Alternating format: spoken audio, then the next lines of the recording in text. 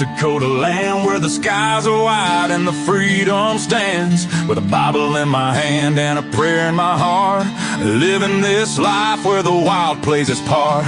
Dust on my boots and my hat pulled low, got my trusty rifle and I'm ready to go. Hunting the game as the sun hits the sky in the heart of the 701. I feel so alive. Guns and the 701, that's how we roll. Faith in the good Lord, that's how we hold the line of the legacy that runs through our veins in this wild, wild land where the spirit remains. We're living free, living bold, side by side, with God on our plate and our hearts open wide.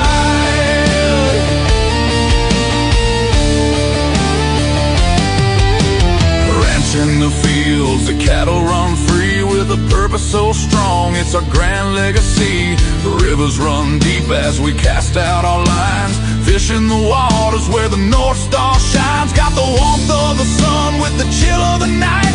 With every shot fired, we're ready to fight for the freedom we cherish. The second is true. With family beside us, we stand through and through. Guns in the 701, that's how we roll. Faith in the good Lord, that's how we hold the line of the legacy that runs through our veins in this wild, wild land where the spirit remains. We're living free, living bold, side by side,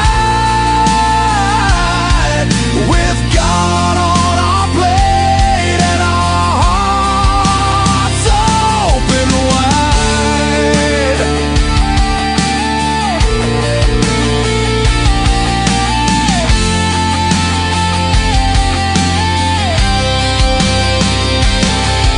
In a world that's spinning with sins that they wield, we stick to our values.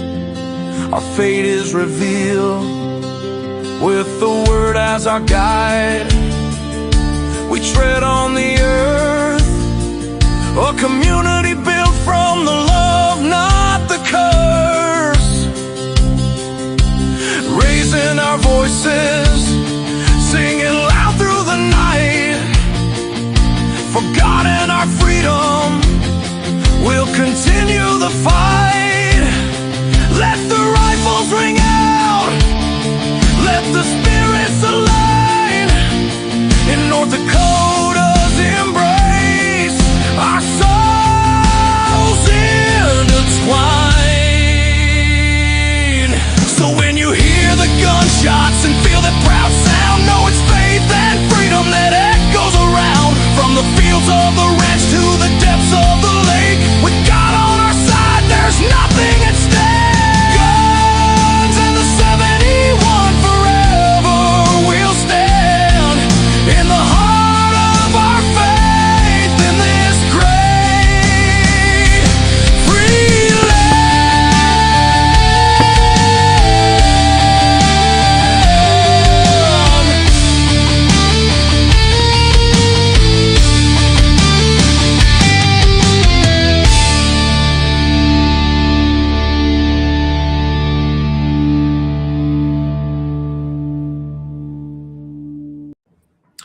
All right. Good evening, everybody. Thank you for tuning in. That's episode 194, Guns in the 701, and we're coming up.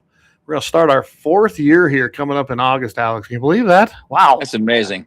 I can't believe we've been going that long. But, hey, thanks to all our great sponsors. LAUER Auto Repair has been with us since the very, very beginning, and we want to thank Axe and the boys down there.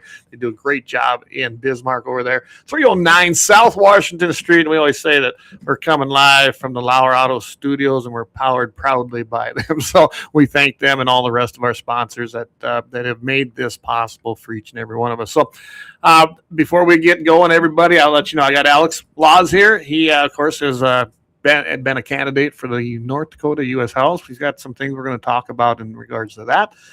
The big thing is we're going to talk about the North Dakota Trust Lands Completion Act of 2026. This is crazy language. It's a crazy idea. It's not the first time it's come about, but we're going to get pretty deep into that as well.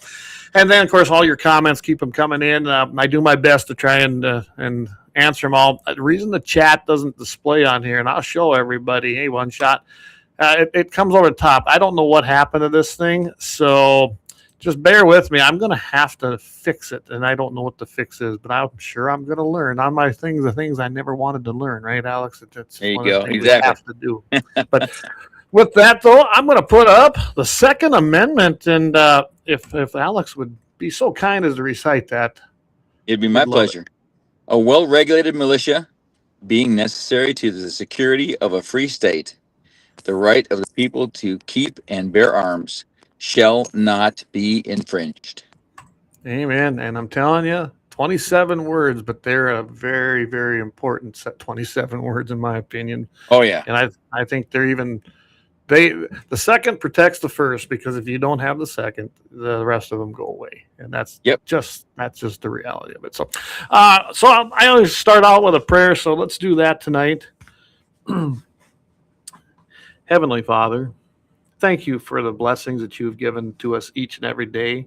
Because as we know, everything we have is because of you and only through you. We thank you for sending Jesus Christ, your only Son, who died on that cross for us so that we could be fully redeemed if we just welcome him into our hearts. We pray that everybody that hears this tonight, if you're struggling, if you need a hand, if you can't find God, please get in touch with us. You can find us at gunsofthe701.com, and we will help you find the Word of God. Without him, without his Son, we never will reach the kingdom of our Almighty Father in heaven. Please bless our troops as they are battling for our freedoms and battling for our God-given rights. And please bring leadership to your word as well, so that they will make the right decisions and lead this Christian country back to the path of you. In your name we pray. Amen. Amen. All right. I've been doing that for a while, Alex. Oh, did we lose Alex? Uh-oh. Hey, Jamie's on. Good to see you tonight. Dennis is on. Good to have you on. Alex, did we lose you? Uh-oh. I think we lost Alex again. He kind of bleeped out here a while ago. I believe he's up at the North Dakota State Fair, I think. So I'm just going to send him. Tell you what, I'm going to take a quick break. Everybody stay tuned. Sorry about that. I'm going to see if I can't get him back on here. And I think he's up at the State Fair, so maybe he's having issues up there. I don't know. But hang with us. I'm going to just run a quick break, thank our sponsors, and we'll see if we can't get him back.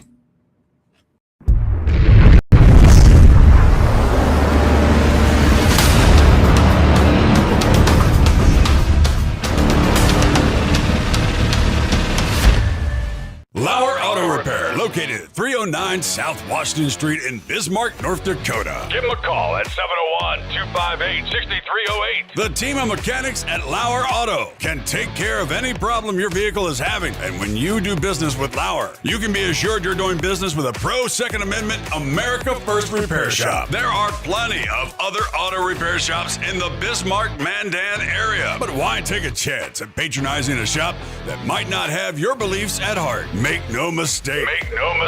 LAUER Auto is your pro Second Amendment repair shop. When you talk to the guys at LAUER Auto, don't forget to tell them that you heard they are a sponsor of Guns and the 701 and that you appreciate their support of our pro Second Amendment, pro North Dakota live stream and podcast. That's LAUER Auto Repair, 701-258-6308. 701-258-6308. Located 309 South Washington Street in Bismarck, North Dakota.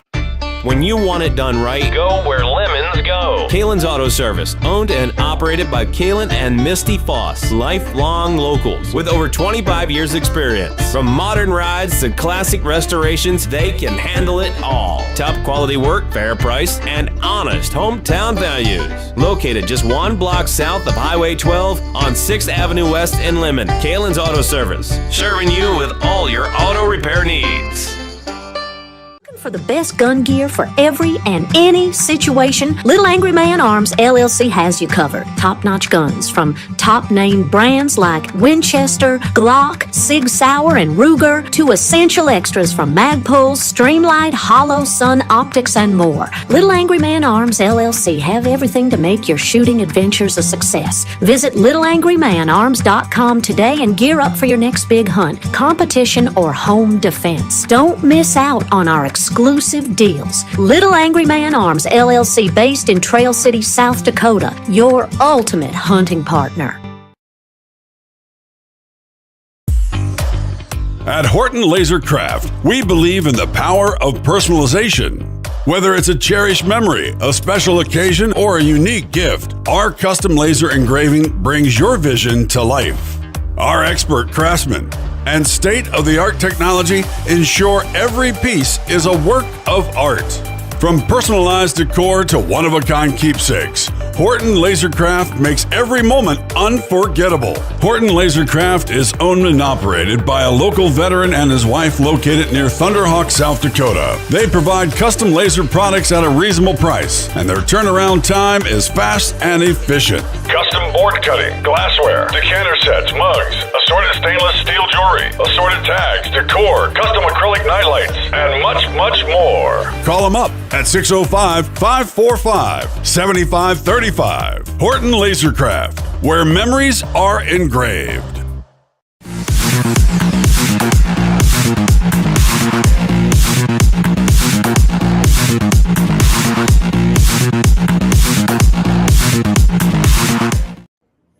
All right. Hey, sorry about that, everybody, but we got Alex back again. Hey, guys. Hey, Eric, good to have you on. Dennis is on tonight. Tom Donaldson. Hey, good evening. We love Tom, don't we, Alex?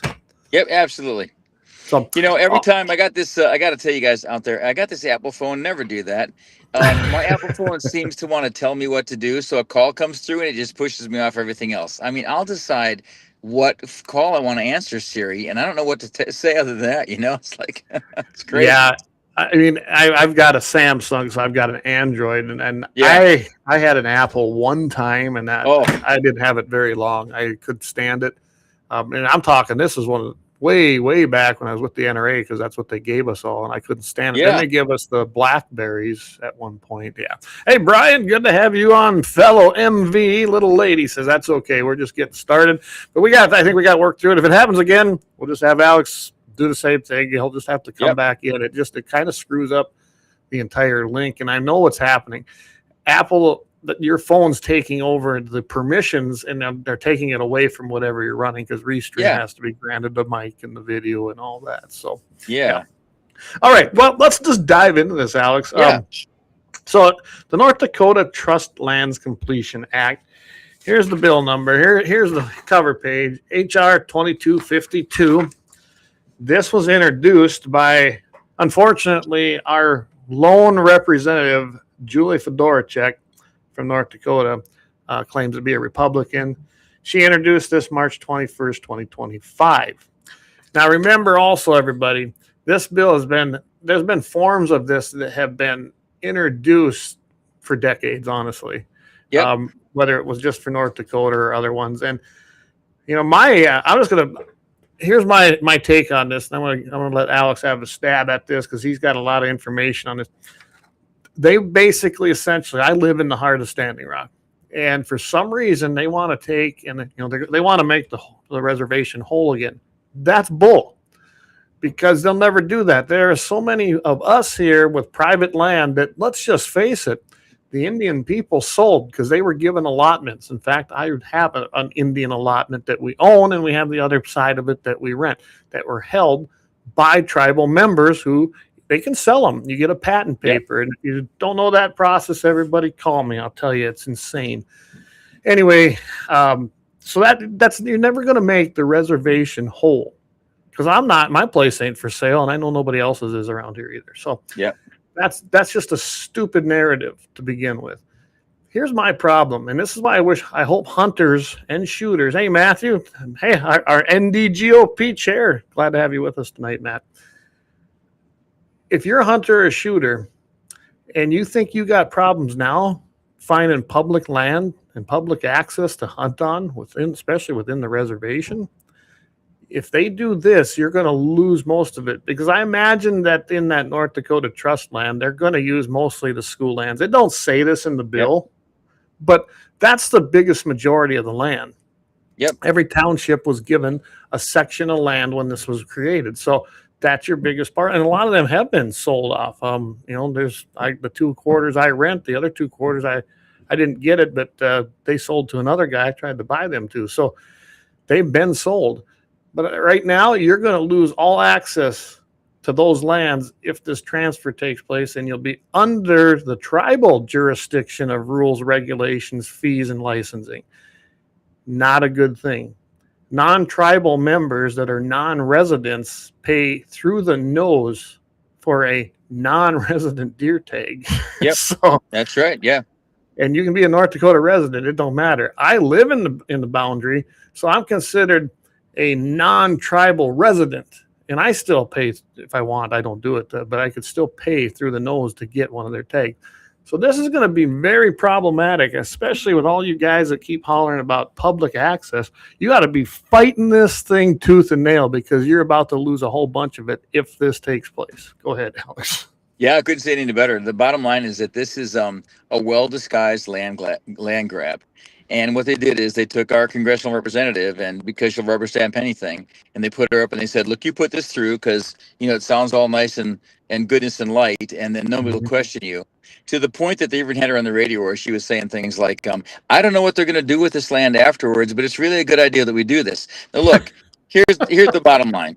That's garbage, and everybody out there knows it. And so what we're faced with is, because 77 out of 10 North Dakotans voted for her, we've got a person there that is pushing forward an act that is literally going to steal land from North Dakotans. So I want to set aside 2 things. One, I want to break down the piece of federal land and state land. Yes, I think there is a way forward to move from federal land so that it becomes state land. But I will say early on in this conversation, not with the current administration in North Dakota, not with Kelly and the rest, because you're going to lose that land.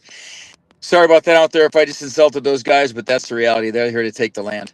So you're going to lose not just that piece that gets moved or sold or traded, but they're going to swap that BLM land, which right now you have incredible access on. That'll become state land or it gets swapped into, and then they're going to sell it.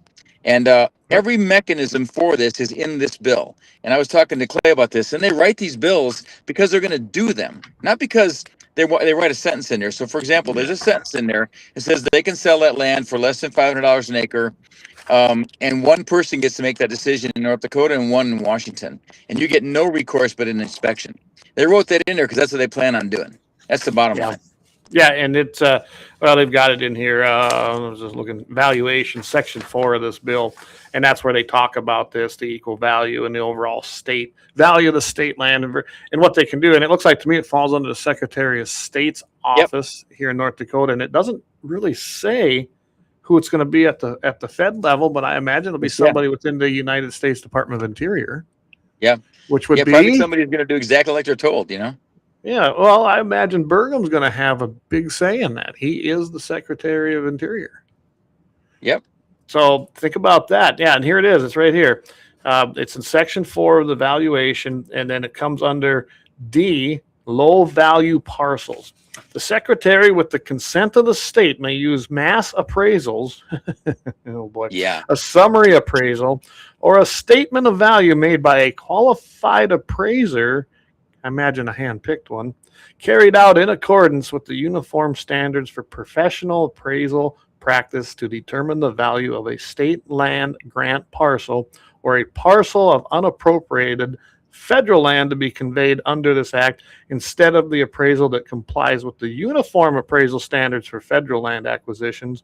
If the state and the Secretary agree that the market value of the state land grant parcel or the unappropriated federal land is applicable, less than $500,000 and less than $500 an acre. There it is. It's right there in black and white. Yep. And what that all means, everybody, you get no say. Oh, yeah. No say whatsoever.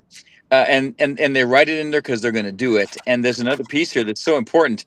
They just do it out of hand. They just think that no one's going to read this, and you're going to just accept it because, oh, we're going to make the reservations whole. So there's several flaws here. One is they're not going to make the reservations whole, and they're not going to make them self-sufficient with this simple bill. That is cover for fire. And the fire is that they're going to move that land and swap land so that you can't get a hold of it. You're never going to touch that land. And once it's gone forever. Absolutely. Someone, hey, whoever's calling my cell phone, I am sorry. You will have to call me back. So, and I want to read this one here too. I remember when we were talking off air here. So grazing permits, which is found under hazardous materials, which is an interesting subtitle in miscellaneous. I don't know why it's there, but here's how this will work with if you have a grazing permit, and this is on the other side. So, I've been worried about what happens here. Say you have a lease with North Dakota Trust Lands for the school land, which I have 2 quarters, and many people, they do. We lease it. We run our cattle on there, and it's not a free for all like people think. That's based on fair market rentals, not like the allotments that are set by Congress. If you think that those of us with governmental allotments, which I can do nothing about, I'd buy the land from them, but they won't sell. That's part of the grassland system of the United States Forest Service and managed there. And of course, falls on the Department of Interior. But that land goes with the base acres that you own. Well, it was established at the beginning of this system that come off the watersheds. That's why it's called, like here, Cedar River grasslands. Down in the Lemmon area, it's the Grand River grasslands. You got the Little Missouri because they're all based on watersheds. That's how they accumulated them and gained access. I'm not going to go in that whole history tonight, but that land and that particular rental per animal unit is set by Congress. Nobody can change it without literally a congressional act that would have to come out of the House, probably, then, of course, go to the Senate and then on to the president, just to make an increase in rent. Well, you and I both don't know that'll never happen because wouldn't that be a bomb that they'd be jumping on? Probably. Oh, yeah, absolutely. Yep. I bet every ag organization would come out against it. And I'm just going to flat out say it. I don't want to see it go up either, but I'm telling you, the rental rate hasn't moved in decades, and it definitely is not in compliance with probably where it should be. But I can tell you, it's like touching Social Security. It's never going to probably happen. But the grazing permits, what I found interesting. On the flip side of that, if that land, let's just say BLM land, and that piece then becomes a piece of state land, right? Well, right here they have it. If under the act that is subject to a lease, permit, or contract for grazing of domestic livestock in effect at the date of the conveyance, the Secretary of State, as applicable, shall allow the grazing to continue for the remainder of the term of the lease, permit, or contract, subject to the related terms and conditions of the user agreements, including permitted stocking rates, grazing fee levels, access, and ownership and use of range improvements. So here's what happens. Yeah, you'll still get to lease that. And I've heard her say this, and I've heard a couple other people tell, you still get to graze it. You get to graze it for the remainder of your lease when it comes out of the BLM hands and goes into the state.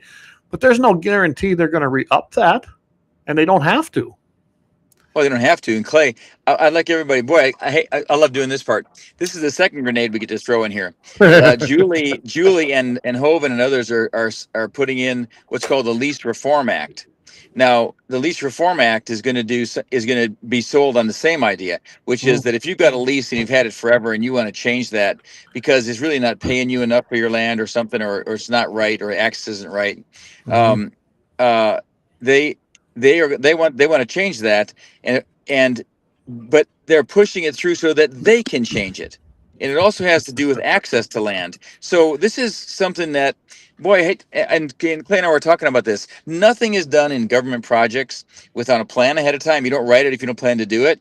They don't write these plans if they don't plan to do it, and they do it in conjunction. So they sit down, and there's something about profiting from work. Let's say that, I'm just going to say it, and people can call me if they don't like it. Let's say you're an inexperienced secretary who gets to be a PSC person and elected to Congress, and you make $175,000 a year. You're profiting from the government and your inexperience. But when you work to profit from your position by writing laws like this, that's wrong. And that's what's happening right now. Yeah, absolutely. That's exactly what's happening. And there's a lot of stuff in there about the minerals. And let's, I'm telling you, it's a 10-page bill.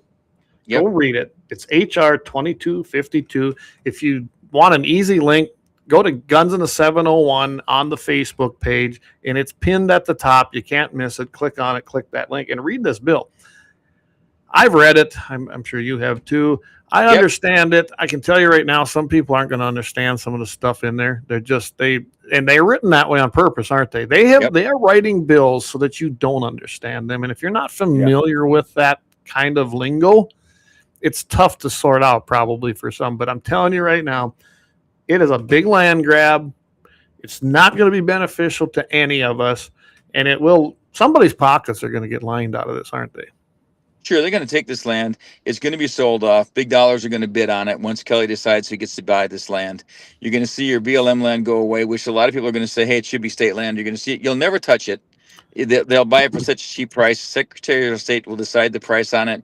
They'll get to look at the paperwork, and that's it. And the most important thing, like I would say, read the bill first of all, and then. But if you really want to read, jump down to the bottom of it and read the stuff where it gets into the text of it. Because the beginning is a lot of things where they changed it and put it in for amendments. Right. And the other piece then is I would encourage everybody, go to GovTrack, because you get to then read Fedorchak's comments on it, which tells you how they're selling it. And then you can also read the bill again. And then, look, when it looks really daunting, read it and then leave it alone for a day and go back and look at it again. And it's not a good bill. They need to pull this off and stop doing it. There is already legislation. For example, in 2000, they passed the Federal Land Transaction Facilitation Act. This lets BLM sell land or swap land, and they take those profits and then they buy recreational land, or they buy what they consider preserve land. Well, that's what the definition of it is. But the reality is that whole bill, if you dig into that one, which is already an existing law, allows for the swapping of land by ranchers. It's a long process. It could take a year, but you have reviews and you can argue it and you can say, hey, wait, it's not worth as much as my land, or it's not worth as much as this. This one, even the BLM officials do not like this bill because it skips past so many steps for valuing land and being fair trade on lands. So if that should tell you something. They don't even feel like it's fair for value, Well, it won't be, and there'll be somebody's they'll pick somebody to their liking. Let's just put it that way to make those evaluations. And I just pulled it up here on the website on Congress.gov. So everyone needs to know too. I guess we didn't mention this. It passed the House. So just so you guys know, it passed the House in the Senate. Now, I guess you could look at it this way, Alex. Lately, the bills go to the Senate to die, it seems like. But so maybe this one will too. But I really encourage you to call Hoven and Kramer in North Dakota. And if you're down in South Dakota, get a hold of that Kami Thune and, of course, Rhino Rounds, and let them know how you feel. That you don't want to see this. Because I'm telling you right now, you've got a lot of reservations down there in South Dakota as well. And they've always wanted the Black Hills. They don't have it yet. But I would see where this could end up being something that might let them even creep into there. You got Pine Ridge. I mean, there's a ton of reservations around down in South Dakota, including Standing Rock. It shares North and South Dakota. So keep an eye on that and make sure you go read this bill and you call those offices and say vote no, because it already passed the House. Yeah, you should still let Julie know you're upset with her that she did this, because she snuck it through. They started this whole thing when the Iran thing kicked off. I talked about this during the campaign. Yes, they did. They snuck it onto the bill. They got a bunch of people who voted it. Some other people that voted for it don't care about it because it affects. There's not a lot of reservations in some of the states where people voted for this, and they obviously did some horse trading. And they wanted this done because money's involved. And Julie has ownership of land near these state trust lands. You need to look in depth at this. It's not a good thing. She should be called to task on this. When you look up the date and the actions that took place, it really ramped up in May. But so it was placed on the calendar on April 2nd. From there, the 19th of May is when it really started going. Westerman, he moved to suspend the rules and pass the bill as amended. So there we go. I mean, I know they do this, but you look at this. Considered under suspension the rules on May 19th, 3:38 p.m. Of course, that's out on the East Coast time. Then they had debate on it for 40 minutes. Ooh, wow, really? Wow. Yeah. Then a motion to suspend the rules again was made to pass the bill as amended and agreed by a voice vote. Yeah. I was looking for the voting, and it was a voice vote. Motion to reconsider laid on the table. This is all on the 19th, guys, throughout the day, without objection, and then it passed. Yep. I mean, it went to the Senate. I mean, they passed it on a voice vote. That's the part that pisses me off when they do that. I like to see them put their names by a yay or nay. Yeah, exactly what they should have done. This is a lot of money involved, and this is land. This is going to last forever, and this stuff lasts forever. And they're even talking about it that way, that this is something that's supposed to have been solved so long ago, and they needed to do it, and the federal government owes us this. But then they do it like this. It's absolutely wrong. Yeah, absolutely. Yeah, I really wanted to bring this to everybody's attention. I bet you some people listening tonight, or when you catch the replay or catch it on the podcast, you probably never heard of this bill. And I kind of take, so I guess I take a little bit. I should have been on this publicly earlier. I knew about it, and I honestly, Alex, I didn't think it was going to go anywhere because it didn't before. And I thought like it was going to die in the Congress. Yeah, I thought it would die in the Congress. They're so tactically good at stealing that they put it up when a bunch of other stuff was going on, and they did some trading. I don't know what the trading was, but I guarantee some people traded for it. Oh, absolutely. They bought some votes somewhere for it because, and like I said, I don't have a record of the vote because it was a voice vote. Yeah. So I have no clue who voted and who didn't. I never liked that, especially, I mean, it seems like a small bill, right? It's not. Yeah. We're talking about millions of acres of land. This isn't just, I guarantee it. Yeah, they call it the North Dakota Act, basically. But I guarantee you right now, this will follow suit everywhere. It absolutely will. It absolutely will. In fact, you know, Clay, you're familiar with Standing Rock intimately. I talked to the Economic Committee or Council on Standing Rock about this, and they're like, "Yeah, this is a good deal for us." I said, "Do you realize that that at a minimum 40,000 acres of land, not just mineral rights, but of land that's in BLM, will be lost?" And that's some of our most accessible land in North Dakota, right? You can camp, you can drive, you can do everything on BLM land. You can't do a lot of that in state trust land. For those of you who are listening out there. And he said, "You're kidding. What? That doesn't make any sense." He said, "Many of the tribal members hunt that BLM land." So my point is, they're going to lose too, but they've been sold this bill of goods, you know? Well, yeah, they're being told that this is going to help unite the reservation and bring it whole again. I've heard that term, I don't know how many times. It is not going to bring it whole again. And they say that by saying, well, North Dakota possesses these trust lands, so they're, you know, I've even been told they're rightfully the reservations. I said, no, they're not. They were sold and they were given. Okay. And I don't care how pissed off people get about what I'm about to say. We fought the war. You lost. Live with it. We are here. This is not going to change. You're entitled to nothing, period. And that is my feelings. Now, I have a lot of friends that are Indian and tribal members here. But that tribal council is one of the most corrupt. Do you want to see a model of corruption and how to do it? Look to the tribe. Period. Well, I think that's why they got targeted. I think that's why it was so easy for them to put this narrative together to say that they were going to help the tribes on this, because then it sounded like they were helping the tribes on it. They could bury the fact that they were actually going for a land grab, and then listening to her explain it. And you know, Hoven, you didn't hear Hoven talking about it because he knows he can't defend it. Yeah. Well, it's just that. Think about it. It's kind of like history repeating itself, taking land again, right? Yeah. From the tribe. And they don't realize it. They think they're going to get this gift, and it's not. It's not a gift.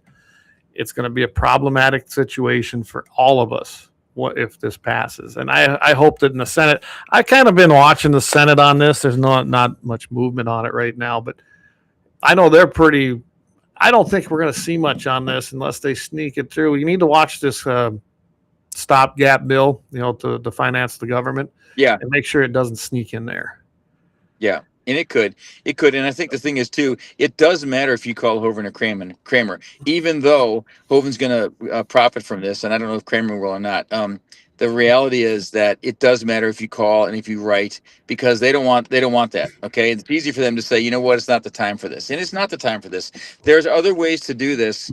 If you really need to move federal lands into state lands, or if you need to make someone whole, or farmers need a section because their section is hard to get to, there's ways to do that. I wholeheartedly agree with that, but not this one that undervalues it or steals it, and then one person gets to make a decision. That's just wrong.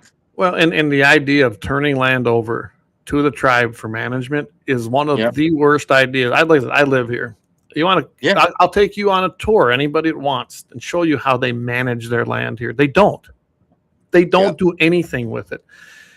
And I've been to those lease meetings, which are getting interesting when you're trying to lease a piece from them. By the way, if you don't know it, if you try to lease a piece of Indian ground, which might be an allotment owned by a tribal member, or it might actually be within the trust. By the way, they'll stick that land in their trust, by the way. That's a whole nother subject. If you have a tribal member that wants it, you could have had that for 40 years and somebody decided they want it and they are an actual tribal member. They can get what they call, and they call it this. This is the term, Indian preference, and they will get that. So you're not guaranteed anything. Essentially, you're a North Dakota citizen, but you are not a tribal you're not a tribal member, so you have zero rights within the reservation for any of their stuff in all reality. So I want everybody to be aware of this idea of transferring land into their ownership and or trust is a horrible idea, and it will be detrimental to all of you, especially the hunters. Guys, these people who come out and go hunting, and they don't hunt on the tribal lands, but they hunt within the reservation, say like on private land, like mine, or in BLM lands, might be state trust lands. There's an array of public access lands within the tribal system. Well, if they start giving that to the tribe, you won't have access to this, or you're going to have to pay $300 and $400 for non-resident tags. I have to look it up, but someone told me it's like $300 now for a deer tag if you're a non-resident of the tribe. So keep that in mind, everybody. It's going to affect you. And they've got some crazy rules too when it comes to where you can shoot and not shoot. It isn't like a free-for-all in some of these places. So. Yeah, it doesn't follow the same fish and game rules for sure. And I can tell you, if it's like Turtle Mountain and Spirit Lake, and no disrespect to the tribal members up there, but they don't have the game to hunt anymore because they hunt it out. So it's not even going to be worth hunting if you did have it. But the reality is, guys, that when this is the kind of structure that it's two things. One is it's bad, but we need to stop voting for people that have the audacity to put this stuff in front of us and try to pass it as laws. That's where it has to start, because they don't care enough. We could put forward good legislation to say, you know what, we need to move some BLM land over here. We need to sell this or do that and make better ranching and better grazing. And maybe we even need to look, Clay, maybe you're right. Maybe eventually we need to look at reforming and updating some of the rental rates, even though I'm not really in favor of putting any more pressure on cattle or farmers. But that can be done by process. It should not be done to line the pockets of a congressman or senator. I agree. So I had to do this quick. So I just pulled up Standing Rock's Game and Fish. So just so everybody knows, here's a deer archery fee. If you are a tribal resident non-member, that would be me, because I live here, within $1,000. If you're a non-resident non-member, $1,000. Yeah, I'm just letting people know. Deer gun, $1,000. Everything's $1,000 if you're a non-resident, non-tribal member, or even a resident non-tribal member. That is the price to hunt a deer. So right now you're paying what was it, $35, $45? I don't even remember what the deer is in North Dakota, because I have a gratis tag. Yeah. So I'm telling you, you're not going to get the hunt for under $50. If it goes into the tribal system, you're going to have to get one of their $1,000 tags. Just so you guys know this. That's what I'm getting at. Nobody's even thought about this stuff. Well, they're not people that are on the land. They're just profiting from the land. That's Right. why. I mean, even when you talk to them, they can say that they're pro Second Amendment or they're backing the rest of it, but they're not thinking through those of us that have to live here and work on it or cross it. It doesn't make any sense for usability. No, it don't. So antelope tags are $750. Jeez Louise. Yeah, I hadn't really looked it up. I probably should have, but and yeah, there's elk. There's some nice elk down here, honestly. Yeah. Oh yeah. Very, very nice elk. So trophy bull tag lottery, four tags is what will be available for spouses and tribal members, non-members and non-resident non-members. Lottery dates, blah blah blah. Well, you can still put in for them. You got till the 31st of July. $20 entry fee just to apply. All lottery. If you draw, it's $5,000 now. Oh yeah. So if you're a non-member resident or a non-resident non-member, it don't matter. It's $5,000. Just so everybody knows for that trophy bull tag, you can get cow or spike or raghorns for $1,000, which is still honestly. I look at that because literally I can travel about 75 miles to the east and get on an elk on tribal land, and I've got friends over there. I guarantee I spend way more than $1,000 when I go to Colorado or Wyoming. I haven't done it in a while to go elk hunting. I mean, when I look at that cost, that's actually to me not so bad. $5,000, so, yeah, that's up there. Yeah, yeah. But that's just 3 species that we looked up. Yeah. And I was thinking, Clay, that there's going to be people out there that say, like, we're bashing this Trust Land Completions Act pretty badly, but they would probably saying, like, well, look, we do need some reform. We want to get some of this BLM land transitions back into state land so we can profit from it, so we can use it or whatever. Okay, I'm not against that, and there could be legislation for that to transition back, but it needs to stay where the state can then profit from it, instead of being made available to sell to the highest bidder. You can't lose that land, guys. And and I've always said this, and I still believe it. The federal government isn't supposed to own that much land. That was never constitutionally a mandate. It really wasn't. Right. We know what's in the Constitution, and it talks about the creation of DC, the 10 by 10 square miles, post forts, things like that, but not what we have become today. All right. With that said, I don't want to necessarily see it sold off privately because I know what's going to happen in today's world. So I think at the very least, it should return to state control. I'd like to even see it county control, but let's get it to the state control first. Yeah. And get the feds out of it. That would be a huge thing, but not this way. This ain't the way to do it. No, exactly. I wouldn't even mind a clause in there that says that it can be leased and rented and used for profit for the counties or the state, but something. We need a good number of people to sit and talk about this, but something that says that it can't be sold to the highest bidder, because we won't ever see that land, Right. So we got a couple comments come in here. Hey, good to see you, Dan. Dad's on there. Hey, Kelly, good to have you on tonight. Justin, good to have you here. So Tim Billman, I'll just put it up here. Maybe you'll be able to see it. I don't know. Maybe you won't be able to hear. He says, why doesn't the Sioux tribe go against the data center that is talked about by Mandan? Because they are downstream. Aren't they worried about poisoning the water now? That's good point, right? I mean, they protested. They rioted. That wasn't a protest. They rioted over the pipeline here a few years back and destroyed their land. I wasn't far from that. And I'm telling you right now, you'd think they'd be concerned, but I haven't heard anything. Have you? No, I haven't heard nothing out of the tribe. No. Kelly asked, what about pheasant? Well, let's take a look. I'm happen to pull that up here.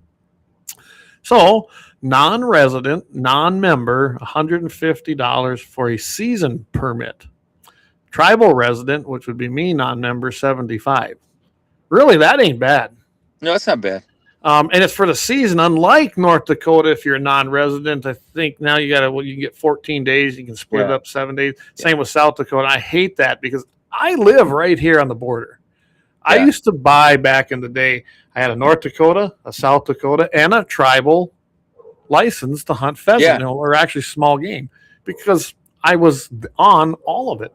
And back then, the tribal was 5 pheasants. The state, North Dakota was 3, and we had a lot of pheasants in, and South Dakota and North Dakota were both 3. So I literally could have 14 pheasants a day. Wow. legally. That's great. Man. Hunting tribal land, North Dakota and South Dakota. But I would buy that $100 license as a non-resident at that time for North Dakota, I think it was. And I think it was about $100 because I was a South Dakota resident. But now, I mean, I won't even do it for South Dakota. I'm not paying that kind of money for 14 days. No, no, it's too short. Yeah. And I remember I went and testified. I thought it was a bad idea. They don't care. It was about the money. I always tell everybody, remember, your game and fish departments are the biggest fee hunting operators in your state. They own nothing.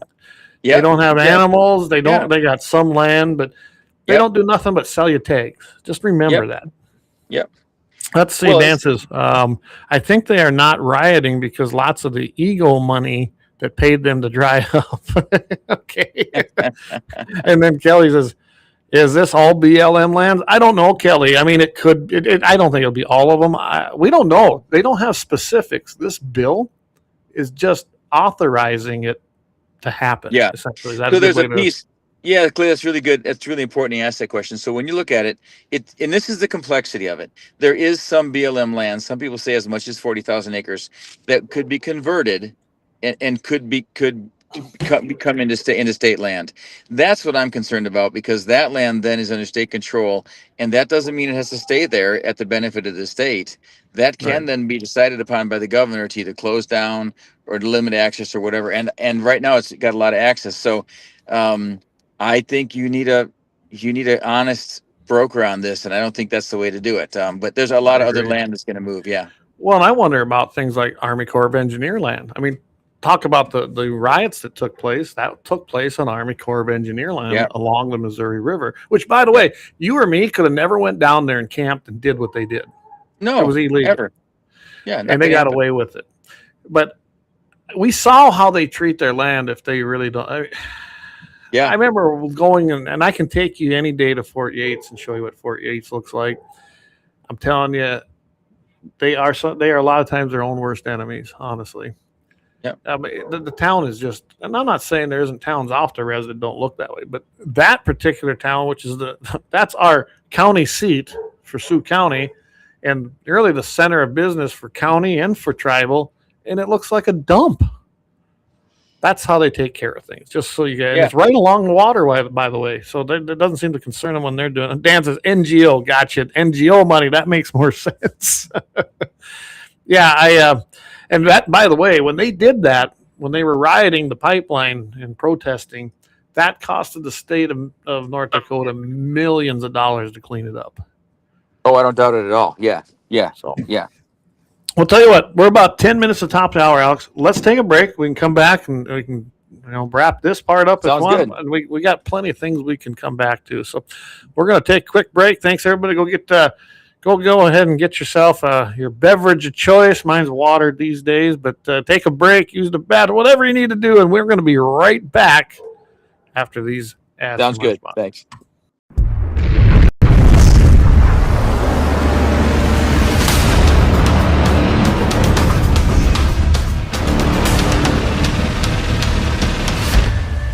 LAUER Auto Repair, located at 309 South Washington Street in Bismarck, North Dakota. Give them a call at 701-258-6308. The team of mechanics at LAUER Auto can take care of any problem your vehicle is having. And when you do business with LAUER, you can be assured you're doing business with a pro Second Amendment America First repair shop. There are plenty of other auto repair shops in the Bismarck-Mandan area. But why take a chance at patronizing a shop that might not have your beliefs at heart? Make no mistake.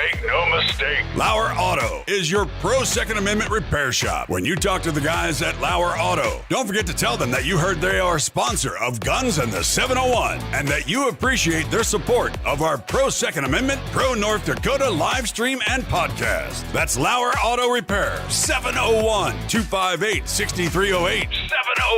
701-258-6308. Located 309 South Washington Street in Bismarck, North Dakota. When you want it done right, go where lemons go. Kalon's Auto Service, owned and operated operated by Kalon and Misty Foss, lifelong locals with over 25 years experience. From modern rides to classic restorations, they can handle it all. Top quality work, fair price, and honest hometown values. Located just 1 block south of Highway 12 on 6th Avenue West in Lemmon. Kalon's Auto Service, serving you with all your auto repair needs.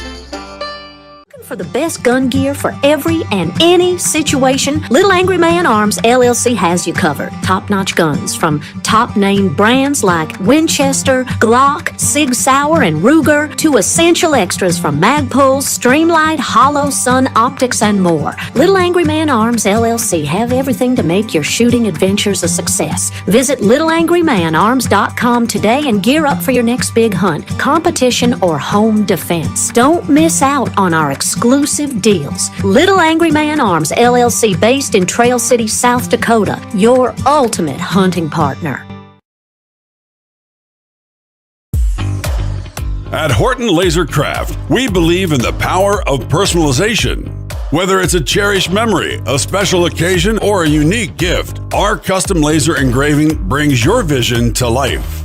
Our expert craftsmen and state-of-the-art technology ensure every piece is a work of art. From personalized decor to one-of-a-kind keepsakes, Horton LaserCraft makes every moment unforgettable. Horton LaserCraft is owned and operated by a local veteran and his wife located near Thunderhawk, South Dakota. They provide custom laser products at a reasonable price, and their turnaround time is fast and efficient. Custom board cutting, glassware, decanter sets, mugs, assorted stainless steel jewelry, assorted tags, decor, custom acrylic nightlights, and much, much more. Call them up at 605-545-7535. Horton LaserCraft, where memories are engraved.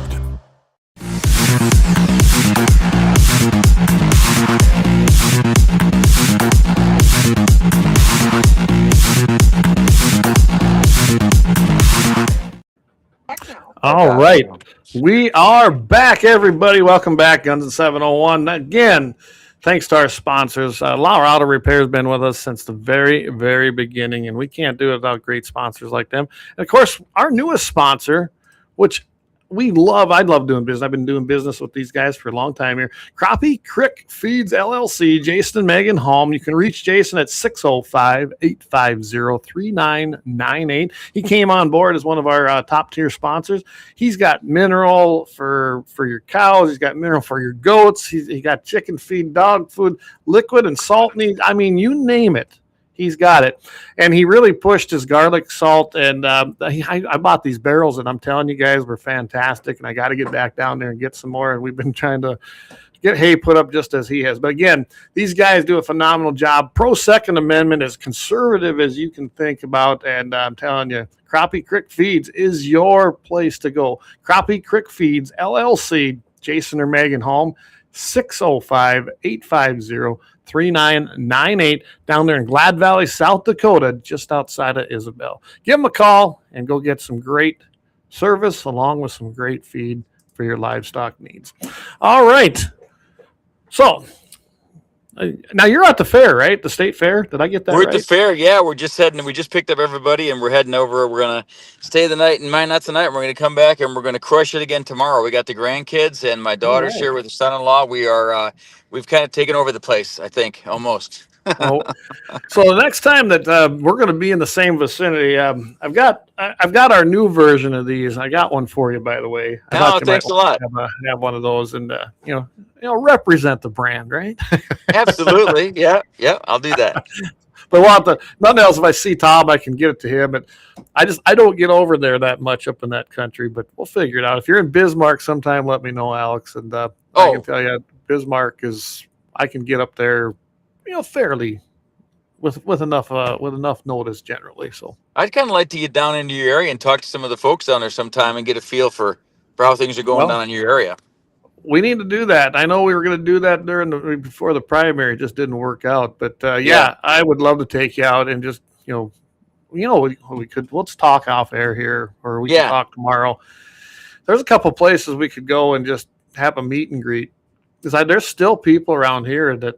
They know your name, but they don't know who you are. I think that'd be great. I gave them signs, so we had their signs out there. There you go. There you go. All right. Still do. Yeah. We plan on staying in it, so we should definitely talk with those folks. We know that there's a whole process here going forward that we gotta work through, with the next year or so, whatever. But Right. For everybody out there, we'll stay in it and we'll be at it. So Yeah. Hey, Kelly, he wanted to get a good email address to send Julia a letter. I will get that to you. You know I will, buddy. I can send it to you here after the show as well. It is on our website, but yeah, the best thing, email is great, but I love calling their office, and I call the DC office.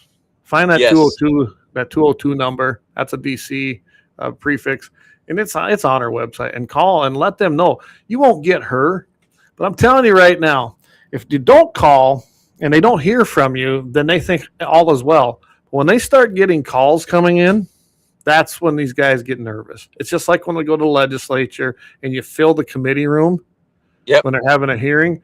Them guys are nervous. I don't know why. I mean, they're representatives and Senate. They're supposed to represent the people. You'd think they'd want them in there. But making them nervous is easy. Just fill the room. Or flood the calls. Yeah. And if you got friends, just do it, set it up, break it up. A couple calls every single day from all your friends. Just call on the same topic. They will get through, and they'll just say, look, I'm getting all these calls, even if it seems like a nuisance to them. Yep. I mean, it shouldn't be a nuisance. They should want to hear what you're saying, Oh, absolutely. And again, it passed the House, but you can let her know your thoughts on that. So you need to call Kramer and Hoven in North Dakota and Thune and Rounds in South Dakota and tell them what you think. The nice thing about the Senate is every state's only got 2 senators, so it's equal. Yep. So there's 4 people you can call. And I can tell you that right now, if you call our senators, they'll take heed to your calls. Yes. They will. Yeah, it matters to them. It does. Yeah. Yeah. Yep. That's a good way to put it. So, all right, you just mentioned it. So, House of Representatives race. What are we looking at, Alex? Well, certainly, I'd like to run again for the Congress because I think that's an important place to support the things we need done in North Dakota. And I believe that controlling the budget and those things are critically important.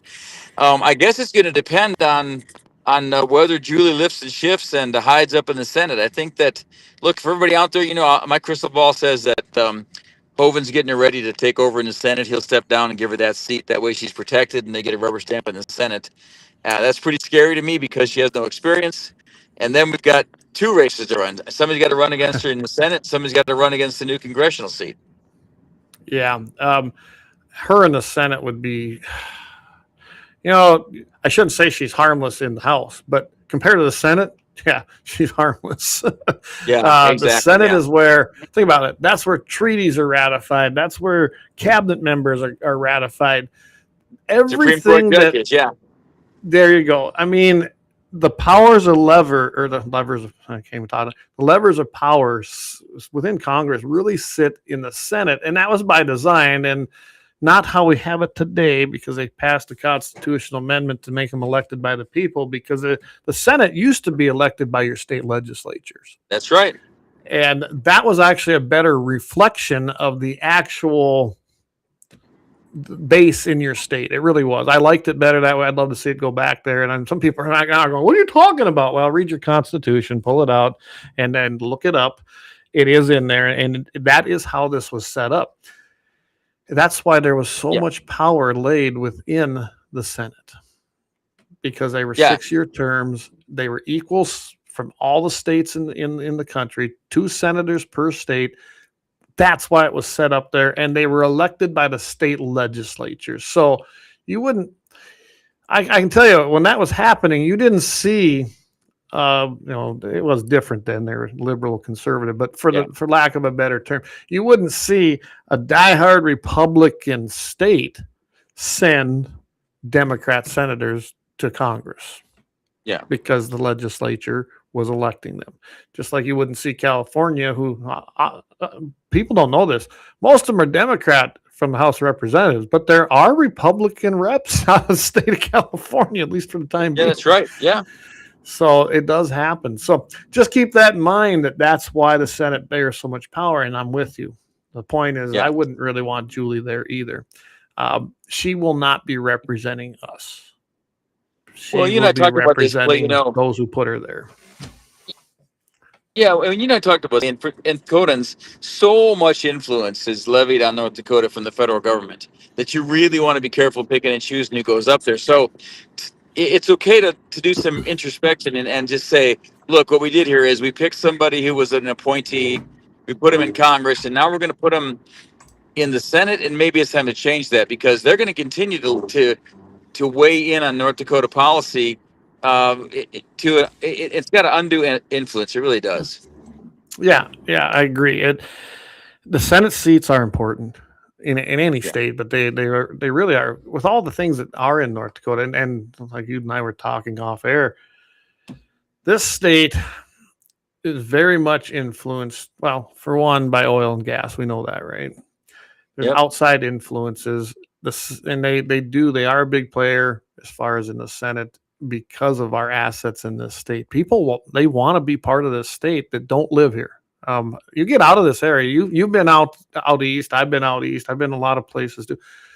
You tell them where you're from. They love the idea, and they think our state is diehard red, and it's not. It hasn't been. I learned that when I moved up here. But they really want to come here, but they don't like the cold. They've got this impression. You know, you've heard all the things, but they understand that North Dakota is rich in assets, don't they?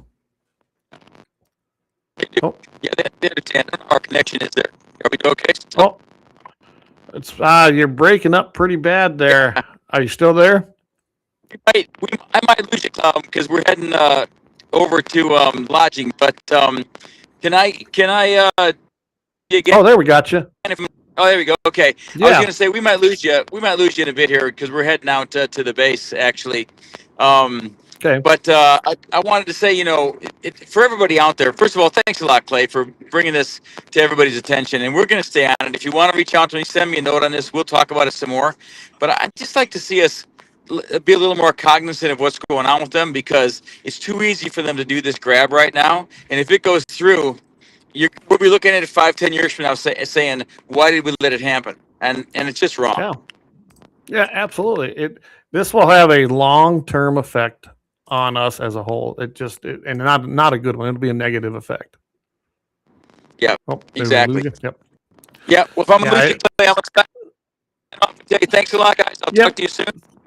Yep. Thanks, Alex, for coming on, and we'll have you on again. We should have had you on here earlier, but, Hayden kind of took my whole schedule here this summer. So thanks again, Alex. Have a safe trip. Enjoy the family and the fair, and we'll have you back on again. How's that sound? I will. Thanks again. God bless. Talk to you soon.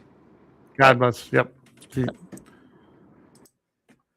All right, guys. That was Alex Balazs. He was a candidate for the U.S. House. So you heard him tonight. He's talking about running and staying in the fight. I don't know where that path is going to go. We're going to talk about that. But, obviously we ain't going to be able to do that. He's running into some bad service there as he heads out to the base up there by Minot. So we appreciate Alex coming on. He's a diehard conservative. He's got my support, whatever he does. We did talk a little before we went live. Some of the plans, I think he's got it right. I do believe as well. I guess I've had this thought for a long time. It looked like to me that possibly Hoven's going to retire. And I imagine Julie would try to run for that. That would be a logical term. Whether it's in North Dakota, South Dakota, your reps seem to do that. Rounds did that. Thune did that.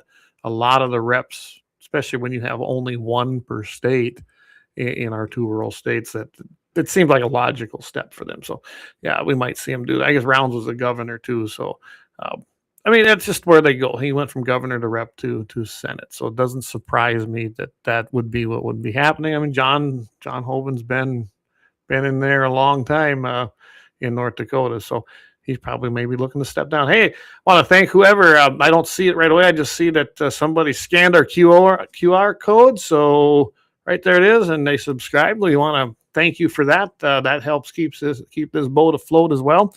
And we appreciate everybody. So I've got some things going on here this evening yet. So I wanted to have Alex on and hit on that. We will be coming back live next week. I believe now. I gotta confirm this. I might be back on tomorrow or Thursday. Nate Brown is on the road. He was the NRA field rep that was covering South Dakota and Wyoming.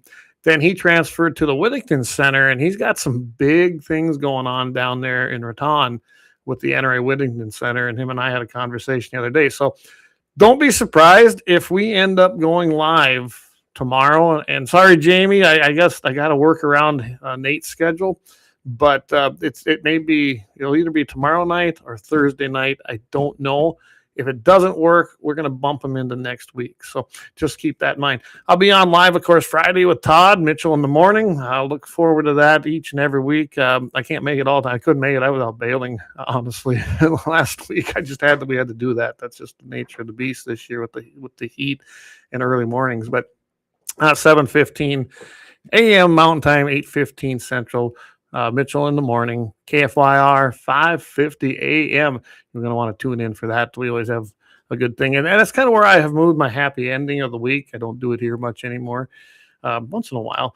I was going to talk a little bit about some things I've seen. You got some, just looking in Virginia, the magazine ban and things like that have been now basically been put on hold. So they're back on the shelves. And from what I understand, they're flying off the shelves because that there was a judge that stepped in there, and I think you're going to see those cases move up through that. I've still been keeping up on this. These cases are going to move into the Supreme Court eventually, and they're going to be decided. We just saw the Fifth Court give us a victory. So, Fifth Circuit Court, they're basing it on Bruin and Heller. I mean, think about that. Those two cases were so important for the victory that they have set precedent, and that historical use is setting it even further. By the way, Second Amendment Foundation, I know, is involved in this, and I think the Suppressor Association of America, I think that's what they call themselves, they're bringing cases challenging the NFA now, which we knew was going to happen. There's been some small cases, but they're making it into the bigger courts now as they work through the process. I really do believe that you may see that possibly next court session. I don't know. We'll see how fast they move through, because there's no tax anymore. So it's zero. So it's not a tax anymore. And that was the whole basis of the National Firearms Act of 1934. We shall see. And of course, we're going to find out. We're going to get a definition on AR-15s, aren't we? Court said they're going to hear that case when they come back. So a lot of things going on in the Second Amendment world as far as court cases and things like that. I'm going to be changing some things up here and trying to bring you some new information on other subjects pertaining to the firearms world. Just been kind of working on stuff, but I won't be launching that probably till August, just so everybody knows that. With that, everybody, I'm going to call it an evening. I thank each and every one of you for following. Subscribe. Don't forget, subscribe, follow, and share on all of our social media platforms. I can tell you right now, Facebook has been taking Leon and this channel and pretty much leveled it off in the algorithms. They've been really dinging Leon horrible. We can't actually, we're not suggested anymore in any of the feeds on Facebook because we supposedly violated things. It's getting close to election time. I imagine this is going to get worse. If you're over there on X, formerly Twitter, go check us out.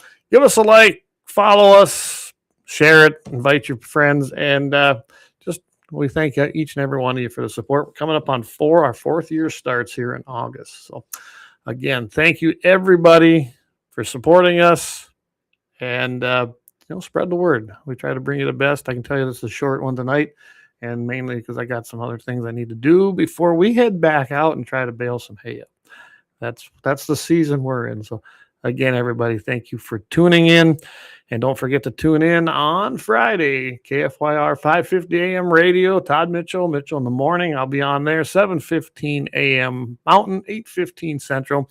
Then you're going to tune in that night for Blackbeard Logic with Leon Francis. He's 5 Mountain, 6 Central. And, of course, the Sunday Sportsman's Devotion with Vance Bishop. If you haven't been watching that, please go look it up on all of our social medias.